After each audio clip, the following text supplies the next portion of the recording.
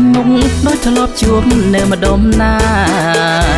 ជីវ៉ាកូននាងចំការរាទីក្រុងវងភាំងដូចព្រះច័ន្ទរះពេញវងឆោមយងកូនចៅអ្នកស្រុកណាដែ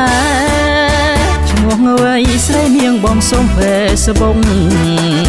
គ្រាន់ឆានសួរសុងទុំដល់ទុំម៉ែក្រែងកូនចង់កូនប្រសាអ្នកធ្វើស្រែបងស្មឹងជួយស្រីមិនអោយទំនេរដៃអូអូនួនល្អមកតែងស្រស់ម៉ៃថាបានកាន់ដៃប៉ុន្តែស្រីចិនថ្លើមតែមួយចូលរោងជ័យគ្រាន់តែស្រមៃក៏មានក្តីសុខ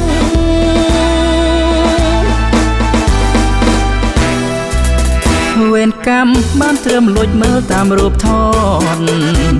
ការពិនមិនហ៊ានសារភាពតលមុំ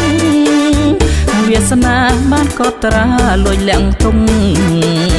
ជួបមុខហើយចិនក៏ជុំពាំងស្នេហ៍បើជាគូសូមព្រមលិខិតជួយដឹងទុកជាតិមុខក៏បងនៅចាំជីវ៉ាបងស៊ូទ្រាំទងយូរប៉ុណ្ណាស្រីងាឲ្យតែជីវ៉ាព្រមស្មឹង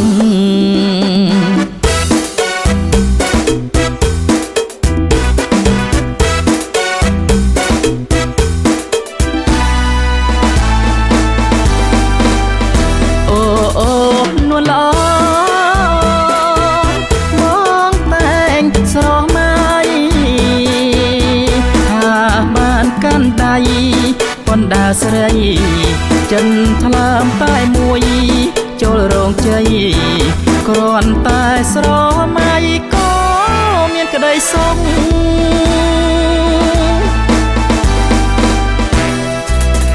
វេនកម្មបានត្រឹមលួចមើលតាមរូបថ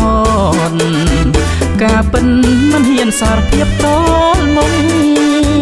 វាសនាបានកត់ត្រាលួចលាក់ទុំ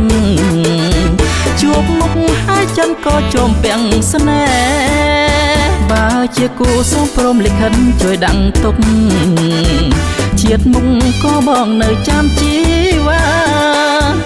បងស៊ូទ្រាំទងយូរប៉ុណ្ណាស្រីងាឲ្យតែជីវ៉ាព្រមស្មឹង